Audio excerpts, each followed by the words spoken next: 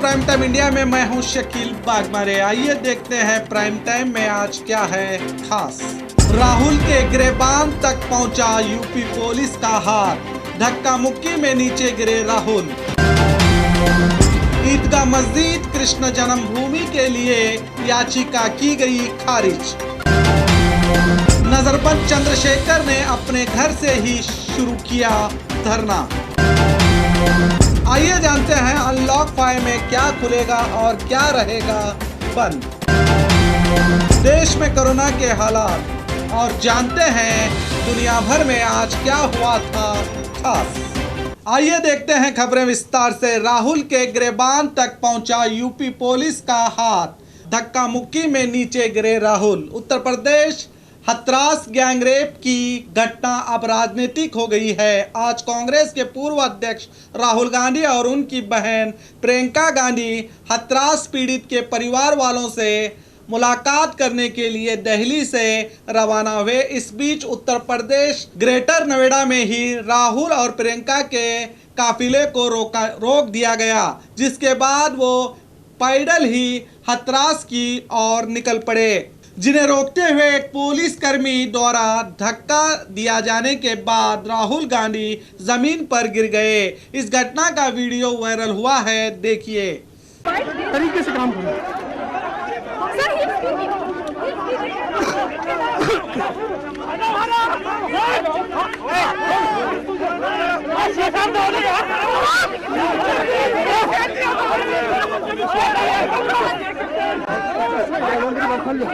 अरे सर बात चल रही है यहाँ। राहुल गांधी के साथ किसी भी घटना का विरोध करना सभी का संवैधानिक हक है। लगता है यूपी सरकार हथरास ना जाने देकर कुछ छुपाने की कोशिश कर रही है, मगर जुल्म ज्यादा दिनों तक नहीं छुपता। जितना छुपाते हैं उतना ही बाहर आता है। कहते हैं जहां महिलाओं के साथ अच्छे सलूक होता है वहां देवताओं का वास होता है। मगर उत्तर प्रदेश सरकार पर सवाल तो उठते हैं। सचमुच इन घटनाओं से रूह कांप जाती है और एहसास भी होता है कि यूपी में कानून व्यवस्था का हाल कैसा होगा। बेटी पढ़ाओ बेटी बचाओ के नाम पर अगर बेटियों के साथ ऐसा बुरे सलूक किए जाएंगे तो हमारे देश को अब भगवान ही बचा सकता है। ईदगाह मस्जिद कृष्ण जन्मभूमि के लिए याचिका की गई खारिज। अयोध्या राम मंदिर केस के बाद कृष्ण जन्मभूमि के करीब वाक़े एक मस्जिद को हटाने के लिए दाखिल करदा याचिका को उत्तर प्रदेश की अदालत ने खारिज कर दिया। दायर याचिका में गुजारिश की गई थी कि उत्तर प्रदेश के मथुरा में भगवान कृष्ण की पैदाइश पर औरंगजेब की फौज ने केशवा देवी का मंदिर गिराकर ईदगाह मस्जिद तामीर की गई थी। मथुरा के सिविल कोर्ट में एक वकील ने याचिका दायर की थी कि 13.37 एकड़ जमीन पर अपना मालिका हक जताते हुए शाही मस्जिद को हटाया जाए। अदालत ने इसकी याचिका को बाबरी मस्जिद के फैसले के तुरंत बाद ही याचिका को खारिज कर दिया। देश में ये परंपरा जल्द खत्म हो जाए तो बेहतर है। ऐसे चुनौतियों की वजह से देश का नाम दुनिया में बदनाम हो रहा है। इस मस्जिद और मंदिर का फैसला पहले ही हो चुका है, फिर से इसे दोबारा उठाकर देश की एकता और अखंडता को धक्का पहुंचाना देश की हित में नहीं होगा। नजरबंद चंद्रशेखर ने अपने घर से ही शुरू किया धरना। हथरास मामले के खिलाफ आवाज उठाने पर यूपी पुलिस द्वारा नजरबंद भीम आर्मी के प्रमुख चंद्रशेखर आजाद ने अपने घर से ही धरना शुरू कर दिया है। आज एक ट्वीट में उन्होंने लिखा है कि मैं अपने घर पर ही धरने पर बैठा हूं। अन्याय बर्दाश्त नहीं किया जाएगा। उत्तर प्रदेश में दलितों के साथ अन्याय किया जा रहा है। अब तक अपराधियों को संरक्षण और गैर कानूनी काम करने वाले हथरास के झूठे डीएम और एसएसपी को हटाया नहीं है, और ऐसे लोगों से न्याय की उम्मीद कैसे की जा सकती है। SC/ST एक्ट सेक्शन 4 के तहत अगर कोई लोक सेवक जानबूझकर इस कानून के अनुसार अपने कर्तव्य का निर्वहन नहीं करता है तो वो दोषी है, उसे तुरंत गिरफ्तार किया जाए। सीएम योगी हथरास पीड़ित के साथ अन्याय करने और सबूत मिटाने वाले डीएम, एसएसपी, सीओ और एसएचओ को सस्पेंड करके गिरफ्तार करें, कहा चंद्रशेखर आजाद ने।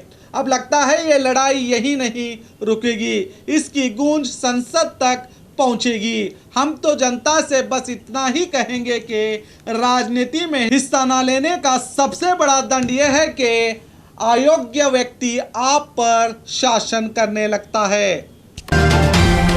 आइए जानते हैं अनलॉक 5 में क्या खुलेगा, क्या रहेगा बंद। देश में आज 1 अक्टूबर से अनलॉक 5 की शुरुआत हो गई है, जिसकी जानकारी गृह मंत्रालय ने दी। अनलॉक 5 में 15 अक्टूबर से सिनेमा हॉल खोले जा सकते हैं। हॉल में 50% सीटों पर ही दर्शक होंगे। गाइडलाइन के मुताबिक सिर्फ खिलाड़ियों के लिए स्विमिंग पूल खोले जाएंगे। स्कूल और कोचिंग क्लास खोलने को लेकर 15 अक्टूबर के बाद राज्य सरकारें अपने हिसाब से फैसला करेंगे। मनोरंजन पार्क और इस तरह के स्थानों को खोलने की अनुमति दी जाएगी, जिसके लिए स्वास्थ्य और परिवार कल्याण मंत्रालय नियम जारी करेंगे। सामाजिक, शैक्षणिक, खेल, मनोरंजन, कल्चरल, धार्मिक, राजनीतिक और अन्य कार्यक्रमों में सिर्फ 100 लोगों को शामिल होने की इजाज़त होगी। अब दूसरे राज्यों को जाने के लिए कोई पाबंदी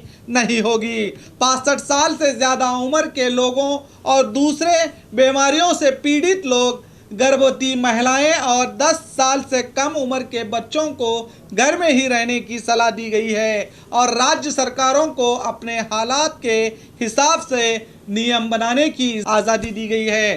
देश में कोरोना की वजह से मरने वालों की तादाद 1 लाख के करीब हो गई है और संक्रमितों की संख्या बढ़कर 63 लाख के पार हो गई है। इसीलिए हम भी आपसे यही अपील करते हैं कि तमाम सरकारी नियमों का पालन करके खुद को और अपने परिवार को सुरक्षित रखें।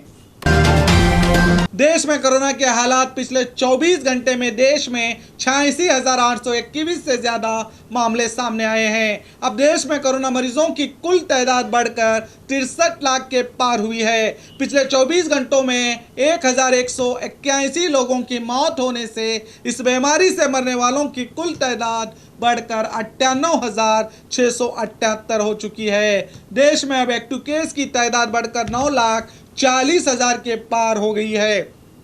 वहीं इस वबा से ठीक होने वालों की संख्या बढ़कर 52,73,000 के पार पहुंच गई है। रिकवरी रेट बढ़कर 83.33% हुआ है, तो वहीं मौत का आंकड़ा घटकर 1.57% हुआ है। देश में बढ़ते हुए कोरोना मामलों को देखकर कर्नाटक सरकार ने यह ऐलान किया है कि अब मास्क नहीं पहनने वालों पर शहरी इलाकों में 1,000 रुपये का जुर्माना और ग्रामीण इलाकों में 500 रुपये जुर्माना लगाया जा सकता है।